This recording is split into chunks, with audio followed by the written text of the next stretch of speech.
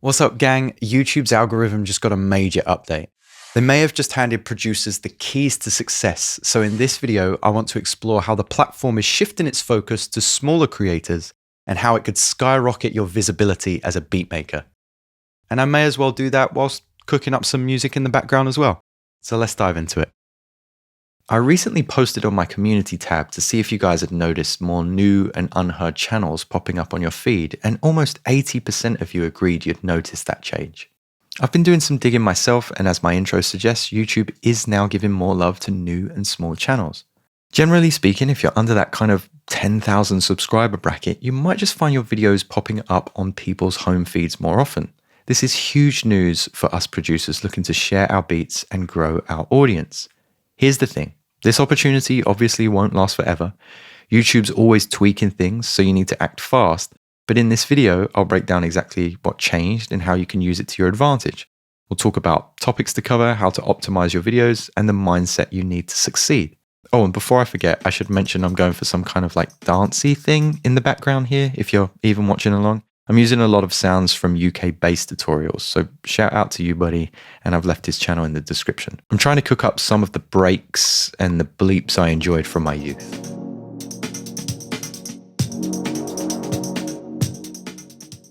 Anyway, let's press on.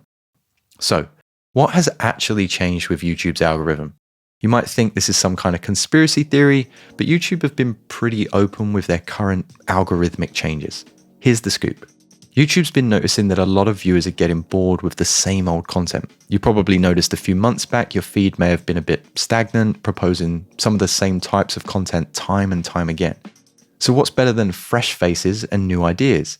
Giving new and smaller channels a fighting chance is a no-brainer for YouTube, and they've actually put together a whole team dedicated to helping new creators get noticed. So that's pretty cool as well. When myself and other creators created our channels, that first 1,000 subscribers felt like the longest uphill battle. But I'm thinking it won't be such a struggle for those setting off on this new digital journey. But here's where it gets even more interesting. Todd Beaupre, who I'm just going to call Todd from now on because I'm not sure if I'm pronouncing his last name right, but I'm sure he won't watch this even if I did. Anyway, YouTube's director of product management spilled the beans on this, and he said we do need to try some different approaches, and that we want to make sure that there's a path for new creators to get started. That's huge, guys. It means YouTube is actively looking for ways to help you out. YouTube also sees this as part of their long-term strategy. They want to create what they call a thriving ecosystem of new creators with fresh ideas. In other words, they're betting on us, the up-and-comers, to keep YouTube interested and excited. But don't let that be the thing that you gravitate towards. It's not all on your shoulders. It's just the gauntlet has been thrown. So what does this mean for you as a producer? It just means the door is wide open. But remember, this is YouTube we're talking about, the algorithm, which I'll chop and change between saying the algorithm and your audience. It's basically the same thing. The algorithm is always changing, always evolving, and certain rules do need to apply. So strike while the iron is hot, and you'll have a better understanding of what to do. I'll try my best to outline what I've been reading about and how I would go about creating a channel today. I'm also thinking about relaunching a course I did a couple of years ago that I think a lot of you guys got quite a lot out of. It was how to prepare to transition from your current career, whatever that may be, into full-time music makers. If that's something you'd like to get involved in or hear more about, just let me know in the comments. But yeah, why don't we talk about why producers like us are in a unique position first and how to take advantage of these changes. Whoops, I forgot to put a kick here. Boop. It's probably pretty evident nowadays that you don't need a massive following or a fancy studio to get noticed. As long as you have a webcam, a sound card, AirPods, you don't even need a mic, dude. Discoverability is there. I'm actually going to have Maria Girones on the podcast soon, who's featured in Forbes 30 Under 30. They worked in Search and Discover for Fender, YouTube, and Reddit, and is now launching their own thing. So I'm hoping we'll get some insights inside that conversation too. The thing with YouTube is it's always been a bit of a mystery. I've lost count the amount of times I've Googled, am I shadow banned on YouTube and how to know? Or messaged other creators on whether or not their views have dipped after a bad video idea. So if you're posting your music to socials once a week, a month, even less than that, your wishes may have been granted. I mean, how many times have you uploaded a track only to see it get lost in the sea of content? It's frustrating, right? But now YouTube is throwing us a lifeline. They're saying, hey, we want to hear what you've got, and they're backing it up by putting your content in front of more eyes. Or ears, I guess. By the way, check out how cool this effect is. It's kind of like a phaser-y thing on the percussion. Anyway, here's where it gets even better. This isn't just about getting a few more views. I'm going to keep gravitating back to this point, but YouTube is promoting small channels now. That would mean that if you're promoting your beats in an interesting, creative way, or maybe just a way that shows your likable personality, it has true potential to snowball to something much bigger than the channel you're listening to this on. This is like a, it's too late for me, go on without us kind of moment. I get it as well. You might think that you're not a YouTuber. I definitely thought that when I started this, and even think that nowadays, that I'm not a YouTuber. And I didn't like showing my face on camera in the early days, but there's so many faceless channels out there. There's actually some terrific faceless and voiceless channels out there. I used to watch a lot of aesthetic faceless channels with subtitles that were hugely popular back in the day. But anyway, I digress. The bottom line is figure out what you like to do well, and then use that as your first stepping stone. I think that when I started, I focused more on comedic, musical content, which was a bad idea. And I quickly gathered feedback from peers, friends, and even my students at the time who said my biggest asset was just the down-to-earth teaching style. So those videos are still viewable, by the way. They're mostly as a reminder to myself what not to do. But do think about it. As producers, we've got something unique to offer. We already have our niche or our channel concept down. So it's just packaging the product, and we'll come to that soon. We're not just playing other people's music either. We're creating our own. We're crafting sounds from scratch, building tracks layer by layer. That's the kind of behind the scenes stuff that viewers love. It's authentic, it's personal, and it's exactly what YouTube is looking to promote right now. So even if you're sitting on a bunch of beats or you still think you have a lot to learn, perfect. Showcase that, because people love to learn with you. That's basically what my channel is all about, being presented with sounds that are new to me and trying to figure out how to replicate it. Start thinking about how you can showcase your music on YouTube. What makes your sound unique? What's your creative process like? These are the things that will help you stand out in this new YouTube landscape. Now, let's break down some of the types of content that can really make your channel pop. First things first, remember that on YouTube, content is king. It's not about just having great beats or music or opinions on beats and music, though that's definitely important. It's about creating videos that people want to watch and videos that people keep coming back for. That's something I still forget from time to time. I'll reflect on a video that didn't do well, and I have to check myself, and I have to think, is anyone actually asking for this? Am I providing a service? I put out a video 6 days ago that explains absolutely everything I know about sampling. It did great. It's something that a lot of people want to know about. I also put out a video 6 months ago on how to make a country song like Beyonce. It's dead in the water. Of course it is. My Ableton audience doesn't want to know, and further afield audiences that may have been shown it are getting their content from more established country writers. And they might not even be into Beyonce as a country artist. So that one's just a miss. We can both learn from that. So what kind of content works best for producers like you? Well, one of the most popular types of content are, of course, beatmaking tutorials. People are always looking to learn, and people love seeing how the magic happens or how to recreate that magic. If you have a particular voice or a particular teaching style, you can show your process from start to finish or focus on specific techniques you would use. If tutorials aren't your thing, a behind-the-scenes look at your production process can be super engaging as well. Showing people your studio setup, where you work, how you get to work, how you soundproofed it, why it's unique, your gear, how you came up with ideas. It's all about giving your audience a peek behind the curtain. A buddy of mine has made very few YouTube videos, but has 170,000 views on his first ever video and 40,000 views on his second ever video, which was basically a carbon copy of the first. This idea was how to make a studio from all the stuff you can find at IKEA, by the way. But anyway, it was unique, it serves the audience, it provides value. If you're starting a channel now and know someone else who is also starting a channel now, maybe you can collaborate, remix each other's work, go head to head using different DAWs, collaborate via Zoom, BandLab, BeatConnect, I don't know. It's fun to work with other creators above all else, but it halves the editing and promotion workload. The real key to success on YouTube is just focusing on smart, interest-based topics. What does that mean? Well, It's about finding that sweet spot between what you're passionate about and what your audience is interested in. Maybe you specialize in a specific genre, or you have a unique production technique. Those are kinds of things you want to highlight. Dancing around in my tight dress, I'm feeling myself, got them all breaking their neck just to look at me. Apologies, that was loud in my headphones too. Right, I'm about ready to chop up this vocal. It's all about carving out your own niche and becoming known for something specific. If you spread yourself too thin with way too many ideas, the algorithm, or audience, won't know what your general topic is, or what audience is right for your channel. It's why SEO is still important, although some will argue it's not anymore. We'll come back to that in a bit. And don't be afraid to jump on trends. If there's a popular song everybody's talking about, but haven't dove into the techniques or the lessons yet, be that guy or girl. Basically, steal the inspired by formula. If you're watching along still, I think I'm pretty much wrapped up with this loop. I'm just gonna start to arrange it and then do some mixing. Let's press on. Now, you might be thinking, Will, this all sounds great, but do you have any real world examples?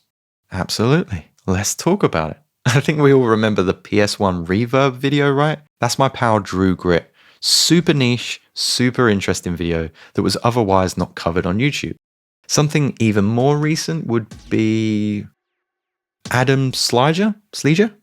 I hope I pronounced that right, buddy. Let me know if I didn't. He started his channel, not very many views, and in the last couple of months, he's been getting from 5,000 views right the way up to 100,000 views. And it's mostly on studio topics and how to juggle music business. If you want something even more recent, what about Fairy Baby's World? 4 videos in total. The video Orange Soda has about 210,000 views right now. It's just a music video that taps into the indie revival sound, and the video is stocked full of 90s and noughties aesthetics, which is obviously currently trending. Easy sell. And like Adam, they both have about 7,000 subscribers. 3 great examples of low subscriber channels creating engaging content that speaks to an audience, being rewarded with thousands of views. They've found something unique and they're absolutely owning it. So what's the takeaway here? It's all about that niche and authenticity, right? You can't fake it because the algorithm or audience will sniff you out immediately. And on that note, let's talk about the algorithm a little. What is our strategy for success when it comes to working with our audience? The million-dollar question is, how do you ensure people actually see it? That's where optimization or SEO comes in. And trust me, it's not as complicated as people make it sound. There's a lot of YouTube gurus out there who might tell you that video optimization doesn't matter anymore. But here's the thing, they're just wrong. It matters now more than ever when you're starting a new channel. Why? Because if you don't give YouTube the right information, it won't know what your video is about.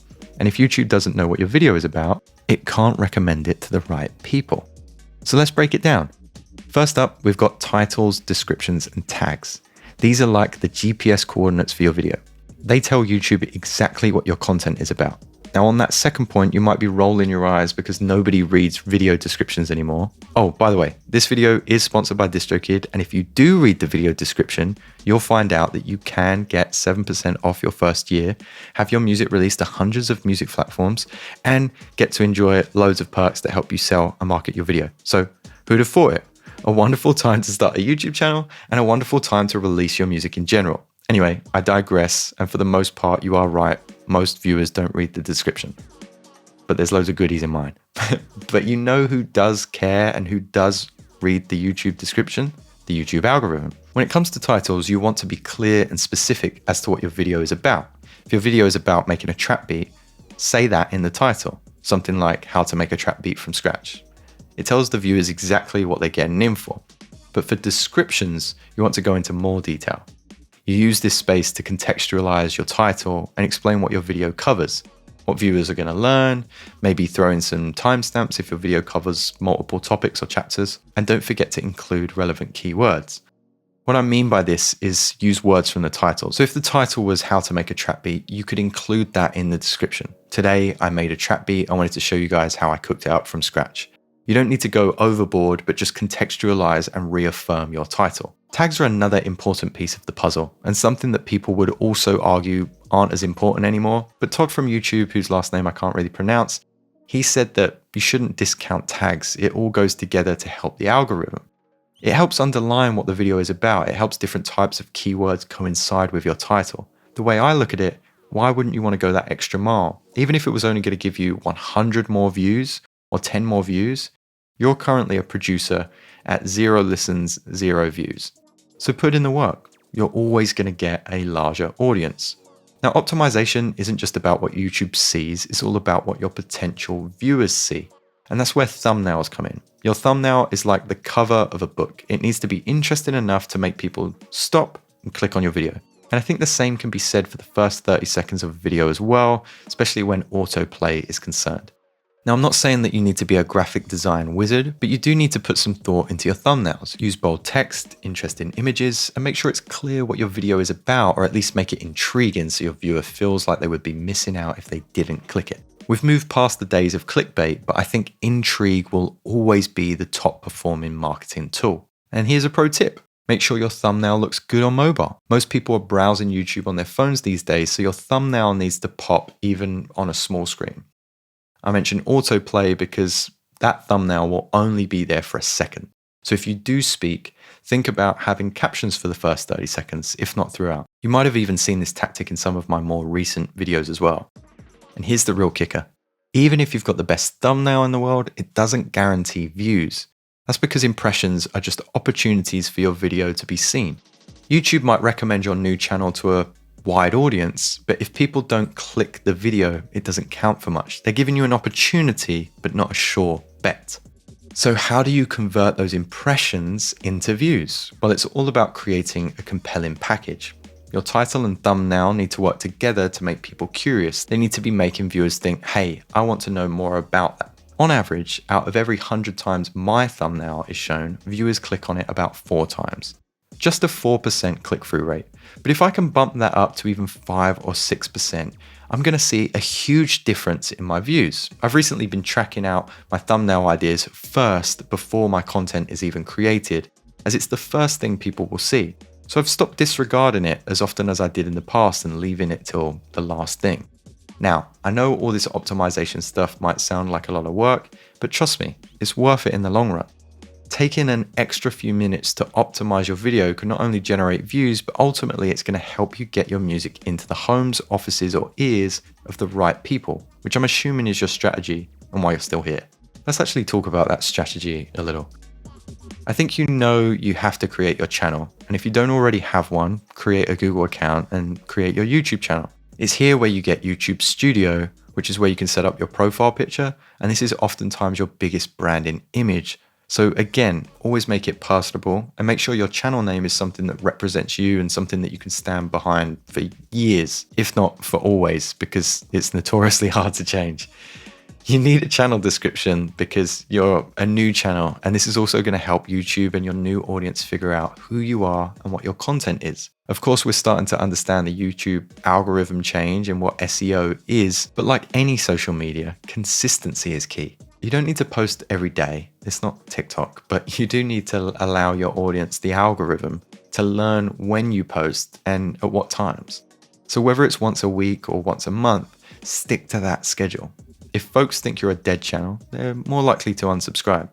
More than anything, I would focus on building a community. It's what I'm most proud of, inspired by it, along with the Discord and the Patreon, the community in the comments. Which, by the way, if you're here, do let me know if you've made it this far in the video so that I know I'm not just waffling into the void. And as per, if you give this video a share, tag me in it, I'll throw your music in the playlist or reshare you on Insta, or both. More than likely both. You're ultimately trying to get people to hear your music, so it's most likely that your audience is going to be artists, lyricists, and music lovers over producers. So try to cultivate that in your content for your community. Communicate in the comments of your videos, ask for feedback, suggestions. Use the community tab to post updates and polls. This interaction is gold for the YouTube algorithm. It shows that people are interested in your content, and it allows you to redirect folks to where you sell your beats. Remember that. You have folks in the shop window right now with your new channel, but you probably want them to come in the store and make a purchase. So what does that look like for you? Is it music tools or is it full beats? Maybe you want them to check out your Bandcamp or BeatStars account. Maybe you're trying to get a placement or a sync deal. Now, if you're thinking to yourself, Will, I'm a beat maker. I'm not a social media manager. Dude, don't even sweat it. I still think of myself as a drummer. or a beat maker or a teacher, but I never think of myself as a YouTuber or an influencer. But just trust that it's all in a learning process. Your first video is not going to be perfect, and that's okay. But if you commit to a schedule and drill down into your niche, you will learn something every upload. I promise you for that. And with YouTube currently on your side, it should be easier than ever. So here's my challenge to you. Start your channel this month, better yet this week, and then commit to a posting schedule. It doesn't have to be anything groundbreaking, but it will be more than you're currently doing right now. And I guarantee you'll immediately see benefits from doing this. Before I finish off this beat and let you go, let's talk about the production mindset and what will really set you up for success. We've talked strategy, but let's be real for a second. Starting a YouTube channel can be pretty intimidating. I mean, putting yourself out there, sharing your music with the world, it's not all easy. But here's the thing. Those are just fears and doubts. They're totally normal. They're there to protect you. But most importantly, think. They're not going to stop you from succeeding. Let's tackle some of these common worries head on, most of which I've said to myself as well. My content isn't going to be good enough. What if no one watches my videos? I'm not very good at mixing or creating drums, vocals, mastering. Whatever it is, I've been there. But here's a little secret. Everybody starts somewhere. Even the biggest YouTubers had 0 subscribers. Even the biggest producers had 0 monthly listeners. Your mindset and your personable attitude are the things you can control. And it doesn't require fancy equipment or expensive tools. You just have to practice it and believe it. If you've never been to this channel before and you're thinking about starting your own, feel free to join us at the Discord because we have such a healthy group of people there with such giving attitudes that would also love to support your creations. Lastly, the main thing to bear in mind can really benefit beat makers over YouTubers is that you can put a twist on this influencer culture. If you're here not to focus on views, which I assume you're not, and not to focus on subscribers, but to level up as a producer and have your music heard in a new, unique way, you've already won. Your videos will be seen by new audiences. It's up to you to transport them somewhere that they can purchase those beats or collaborate with you or stream your music, whatever your main objective is. So do take that first step. Start your channel. It might be scary, it might not be perfect, but I think now more than ever, it will transport you to a new destination, even if it's not your final destination. If you're someone that voted on the community post and you'd noticed that new channels are being promoted on your home feed, just remember that you watched this video after that and could have been one of those channels being promoted to us all. Alright gang, I'm basically finished up here. I've definitely rambled on long enough. I think you get the point. Start a YouTube channel, it will benefit you. If you want more ramblings like this or a full beat walkthrough, let me know because this was kind of a new venture for me, this style of video. And as always, I'll throw this session and the stems over at the Patreon if you want to download it, pick it apart, remix it, or just have a chat with me and maybe book a one-to-one. So yeah, from YouTube's algorithm changes to content ideas and optimization techniques, I think it's time to put that knowledge into action, and I look forward to seeing the start of your YouTube journey. Keep me posted, and I'll be glad to be your first subscriber. Let me play out this beat for you, and have a wonderful rest of your day. Let me know what you think of it below. Going for a kind of dancey vibe. I still don't like the mix. Things still aren't perfect with my YouTube, and that's okay. All the best. I'll catch you guys next time.